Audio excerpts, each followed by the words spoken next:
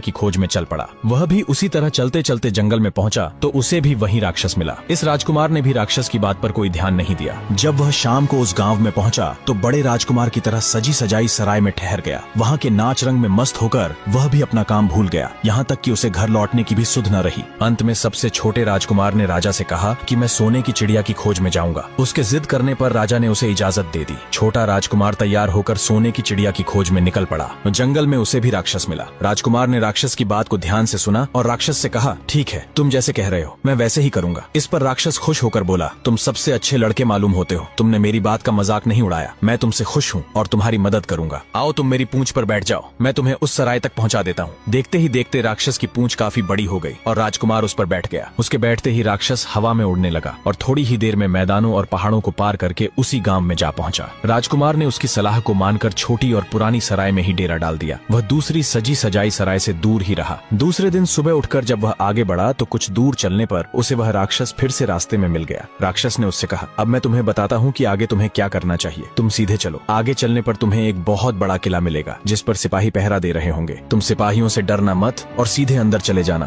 क्योंकि वे इस समय सो रहे होंगे। तुम बेधड़क होकर किले में घुसते चले जाना और उनके कमरों को पार करते हुए उस जगह पहुंच जाना जहां लकड़ी के एक मामूली से पिंजरे में सोने की चिड़िया बंद है। तुम चिड़िया को पिंजरे सहित उठाकर किले से बाहर ले आना, लेकिन एक बात याद रखना, चिड़िया के पिंजरे के पास ही एक बहुत सुंदर सोने का पिंजरा भी रखा होगा। तुम भूल कर भी चिड़िया को उस पिंजरे में मत रखना। यह कहकर राक्षस ने राजकुमार को फिर से अपनी पूंछ पर बिठाया और थोड़ी ही देर में उसको किले के पास पहुंचा दिया। राजकुमार ने किले के पास जाकर देखा तो सचमुच उसके पहरेदार सो रहे थे। वह बिना डरे सीधा महल में घुस गया और थोड़ी ही देर बाद वह उस कमरे में जा पहुंचा जहां सोने की चिड़िया एक पिंजरे में बैठी हुई थी। पिंजरे के पास ही सोने के 3 सेब पड़े थे। सोने की चिड़िया इतनी सुंदर थी कि राजकुमार उसको देखता ही रह गया। वह उसको उठाकर लाने ही वाला था कि उसकी नजर पास ही पड़े एक सुंदर से पिंजरे पर पड़ी। वह पिंजरा बहुत सुंदर था और उसमें तरह तरह के कीमती पत्थर जड़े हुए थे। सोने की चिड़िया के लिए वही पिंजरा ठीक मालूम पड़ता था। राजकुमार राक्षस की बात को भूल गया और उसने सोने की चिड़िया को लकड़ी के पिंजरे से निकालकर सोने के पिंजरे में बंद कर दिया। लेकिन नए पिंजरे में आते ही चिड़िया ने खूब जोर जोर से शोर मचाना शुरू कर दिया। राजकुमार पिंजरे को उठाकर कमरे से बाहर भी नहीं निकल पाया था कि बहुत सारे सिपाही कमरे में घुस आए और उन्होंने राजकुमार को पकड़ लिया। अब राजकुमार को अपनी भूल का पता चला। सिपाही उसे खींचते हुए राजा के दरबार में ले गए। राजा के पूछने पर राजकुमार ने सारी बात कह सुनाई।